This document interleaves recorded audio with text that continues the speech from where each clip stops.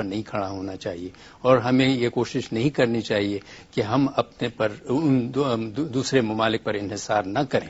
لیکن وہ ایک تو وہ پروسیس ہے، وہ تو اس کے لیے تو ہم ابھی تیاری نہیں کر رہے ہیں. دوسری بات یہ ہے کہ اگر ہم نے اس قسم کا پوزیشن لیا تو پھر ہم یہ جو جنگجو قوتیں ہیں، چاہے وہ طالبان ہو یا کوئی ہو، ان کو اتنی طاقت مل جائے گی کہ وہ تو کہیں گے ہم تو یہی کہہ رہے تھے. تو اس کا مطلب یہ ہے کہ آپ کا مقابلہ جو ہے ملیٹنٹ سے ہو جائے گا. پھر دوسری بات یہ ہے تو آپ یہ کہہ رہے ہیں کہ ہم امریکی امداد کے بغیر زندہ نہیں رہ سکتے؟ نہیں، میں یہ کہہ رہا ہوں کہ زندہ تو شاید رہ جائیں، لیکن اتنی مصیبتیں جھیلیں گے، اور اس وقت بالکل نامناسب ہے. اس لیے کہ امریکہ، اور جب ایک پالیسی آپ اس کے خلاف لیتے ہیں تو آپ انڈیا اس سے زیادہ کوئی خوش نہیں ہوگا. اس کے ساتھ ساتھ میں آپ کو بتاؤں، پوری مغربی دنیا جو ہے وہ بھی وہی پالیسیز اختیار. تو آپ یہ کہہ رہے ہیں کہ یہ جو ہم نے نیٹو کی سپلائی لائن کو بند کیا ہوا، یہ غلط فیصلہ ہے؟ یہ غلط فیصلہ نہیں، یہ غلط فیصلہ نہیں ہے، یہ کرنا چاہیے تھا ایک حد تک، لیکن دونوں ممالک کے فائدے میں ہے کہ اس وقت کسی انڈرسٹینڈنگ پر پہنچیں. اس لیے کہ امریکہ بھی یہ برداشت نہیں کر سکتا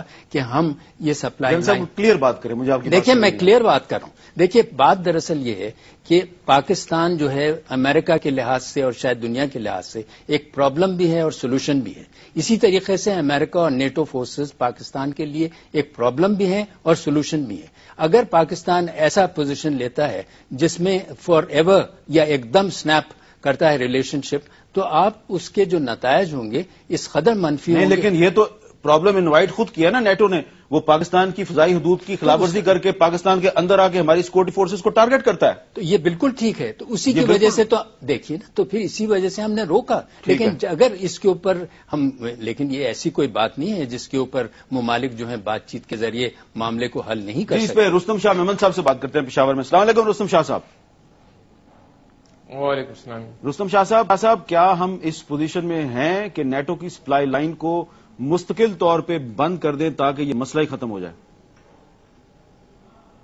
دیکھیے حمید میر صاحب، یہ مسئلہ اب بہت پھیل گیا ہے اور بہت گمبھیر ہو گیا ہے. صرف ان کو اجازت دینے کی بات نہیں ہے، ان کی اسپیشل فورسز یہاں آپریٹ کر رہی ہیں، ان کے ٹرینر یہاں پہ آپ کو ٹریننگ دے رہے ہیں.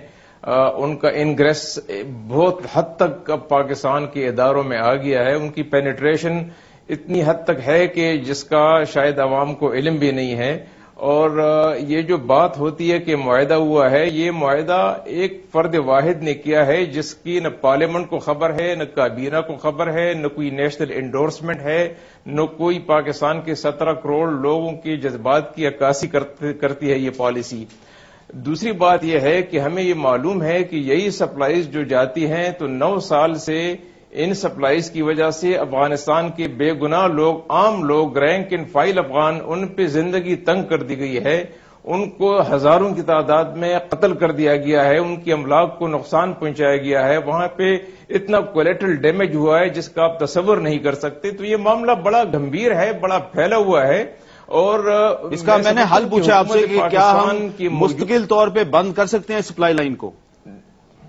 دیکھیے موجود اس سے قطع نظر کہ ہم بند کر سکتے ہیں کہ بند نہیں کر سکتے، میرا اپنا یہ تجزیہ ہے کہ ہم بند کر سکتے ہیں، لیکن موجودہ قیادت سے یہ توقع رکھنی بیکار ہے کیونکہ وہ اس حد تک آگے گئے ہیں کہ زاہد خان صاحب کچھ کہنا چاہ رہے ہیں، ان کے لیے ممکن نہیں ہے. زاہد خان صاحب کچھ کہنا چاہ رہے ہیں. میں رستم شاہ محمد صاحب کے احترام کرتا ہوں. میں ان سے یہ سوال کرتا ہوں کہ آپ یہ بتا دیں کہ ضیاء الحق نے جب کولڈ وار کے لیے اپنا کندھا دیا تھا اور اس میں افغانی جو لاکھوں کی تعداد میں 22 لاکھ افغانی مر گئے تھے، اس میں کسی کو ترس نہیں آ رہا تھا؟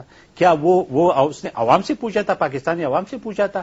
یہ تو آپ جسٹیفائی کر رہے ہیں کہ اس وقت بھی غلط تھا؟ نہیں، میں کہتا ہوں کہ ہم تو 35-40 سال سے مر رہے. کیا اس وقت یہ جو چیزیں تھی یہ سامنے مدنظر رکھتے ہوئے عوام سے پوچھا گیا تھا؟ جی جنرل صاحب، آپ عوام سے بات کی گئی؟ جی میں آپ کو جواب دوں گا. رستم شاہ سے پہلے جواب دے دیں آپ. میں ذرا اس کے جواب دیتا ہوں.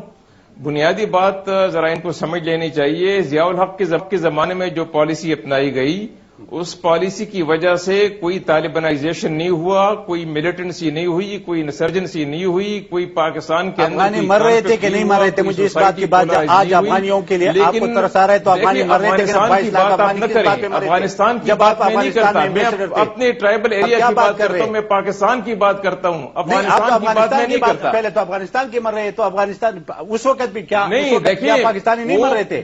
جو آپ نے جلال آباد میں اٹیک کیا تھا ہم کے اس کا فال آؤٹ ہم پہ پڑ رہا ہے، 5,000 لوگ 2 مہینے سے بدبو آ رہی تھی، فال آؤٹ پڑ رہا ہے، ضیاء الحق کی پالیسی کا فال آؤٹ نہیں پڑا تھا ٹرائبل ایریا پہ۔ اچھا یہ ہم ماضی کی بحث میں چلیں گے جنرل صاحب یہ ہم ڈی ٹریک ہو گئے نا زاہد خان صاحب پلیز، ہم ڈی ٹریک ہو گئے نا۔ نہیں جو ٹرائبل ایریا تھے اس وقت مدرسوں کے لیے ٹریننگ کے لیے حوالہ کیا گیا تھا۔ اچھا ٹھیک ہے، جہاد کے نام سے۔ جنرل صاحب یہ بتائیں کہ آپ بتائیں کہ کیا ہم امریکی امداد کے بغیر زندہ رہ سکتے ہیں؟ ہم امریکی امداد کے بغیر زندہ رہ سکتے ہیں، ایسی کوئی بات نہیں ہے۔ صرف بات یہ ہے کہ زندگی مشکل ہوگی یا کتنی مشکل ہے کتنی آسان ہوگی، لیکن قومیں اپنی عزت نفس کی خاطر، اپنی غیرت کی خاطر تکالیف برداشت کر لیتے ہیں۔ ری اورینٹیشن کی اگر ریکوائرمنٹ پڑ گئی اور ضرورت اس بات کی محسوس کی گئی کہ بجائے اس کے کہ ہمیں بکاؤ مال سمجھا جائے اور جس طریقے سے وہ چاہیں ہمیں ٹریٹ کر دیں، میرے خیال میں ری وزٹ کرنے کی ریکوائرمنٹ ہوگی اس معاہدے کو جو ایک فرد واحد نے کیا تھا۔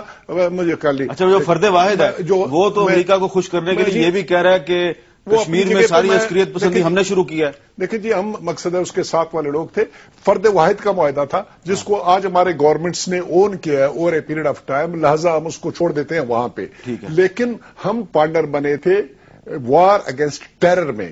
ہم نے اب تک ہمارا وزیر خارجہ یہی کہتا کہ ہماری اپنی وار ہے، میں اس بات کو مانتا نہیں ہوں، ہماری وار نہیں ہے، زبردستی اس کو ہماری وار بنائی گئی۔ لیکن اس میں پارٹنر اگر ہم تھے تو وی ور اگینسٹ دا ٹیررسٹ، سو کال جن کو یہ ٹیررسٹ کہتے ہیں، جن کو ہم مار رہے ہیں، ہم مار رہے ہیں، وہ مار رہے ہیں، جو کچھ بھی ہے۔ لیکن ہمارے جو مارنے والے وہ تو ٹیررسٹ نہیں تھے، آج وہ مارنے والے جو کہ اس کے ساتھ ایلائز تھے، ہمارے ٹروپ سولجرز، ان کو اگر جب ٹارگٹ کیا گیا تو پھر اس کی جسٹیفیکیشن کیا بنتی ہے؟ اس کا مقصد یہ ہے کہ پاکستان من حیثیت القوم یا پاکستان آرم فورسز بھی اس ٹیررسٹ کے کیٹیگری میں ٹریٹ کیے جا رہے ہیں یا ٹریٹ کرنے کا ہم لوگوں نے مقصد جان بوجھ کے ٹارگٹ کرتے ہیں۔ لائنگ لو ہم لوگوں نے اتنی بےزتی برداشت کر لی کہ ابھی اس بات کی ضرورت اتنے مست ہاتھی کی طرح مست ہو گئے کہ انہوں نے ہمارے ٹروپس کے اوپر حملہ کرنا شروع کر دیا۔ باقاعدہ پوسٹ ہے، پوزیشن ہے جہاں سے دفاعی پوزیشن کارروائی کی جاتی ہے۔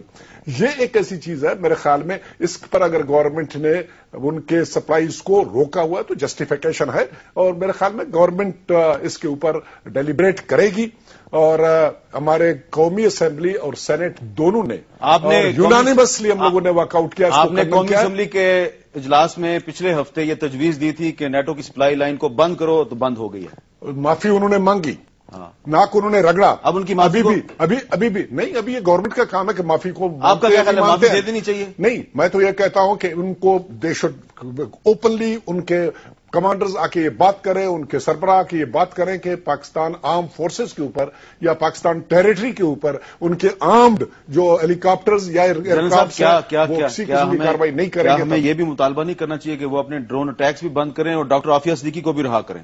دیکھیں جی ڈرون اٹیکس بالکل ان کو بند کرنا چاہیے، کوئی جسٹیفیکیشن نہیں ہے، ان کے گن شپس کے آنے کا کوئی جسٹیفیکیشن نہیں ہے، ہمیں وہ انٹیلیجنس پرووائڈ کر لیں۔ ہم اگر ان کے توقعات کے مطابق کارروائی نہیں کرتے ہیں اس کے بعد پھر ڈیلیبریشن ہونا چاہیے، بجائے اس کے کہ وہ خود ان کے کمانڈرز اور کرنلز وغیرہ فیصلہ کر لیں اور اپنے جہازوں کو بھیج دیں۔ ایک وقفہ لیتے ہیں، وقفے کے بعد اس سوال پر گفتگو جاری رہے گی کہ نیٹو کی سپلائیز کو مستقل طور پہ ہم بند کر سکتے ہیں یا نہیں کر سکتے، اور کیا پاکستان امریکی